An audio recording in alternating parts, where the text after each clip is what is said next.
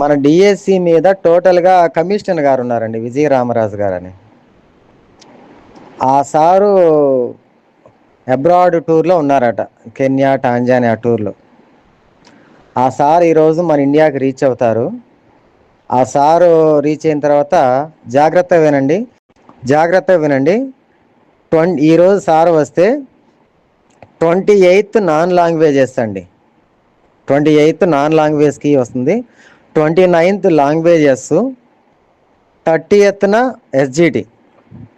తర్వాత 30 నుంచి 8 లోపుగానే, జూలై 30 నుంచి 8 లోపుగానే మెరిట్ లిస్టు, దాని తర్వాత సెలక్షన్ లిస్టు కూడా ఇచ్చేస్తారండి.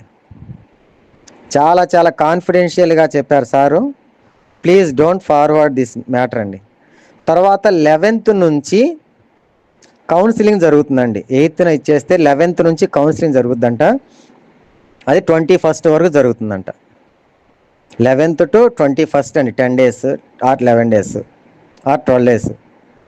దాని తర్వాత 10 days ట్రైనింగ్ ప్రోగ్రామ్ అంటండి. సెప్టెంబర్ 5th నాటికి పోస్టింగ్స్ ఇచ్చేసి ఒక పెద్ద మీటింగ్ లాగా కండక్ట్ చేసేసి, తెలంగాణలో జరిపారు కదండి, అట్లానే ఒక పండుగ వాతావరణాన్ని సెప్టెంబర్ 5న కొత్త టీచర్స్తో చేయాలని సంకల్పంతో ఉన్నారు. అంటే 8th నుంచి 11th లోపుగా మొత్తం లిస్ట్ ఇచ్చేసేయటం, 3 days గ్యాప్తో కౌన్సిలింగ్ పిలుస్తారంట 11th నుంచి అండి. సార్ ఇది ఎట్లా తెలుసు మీకు అంటారేమో, అక్కడ వర్క్ చేసే ఒక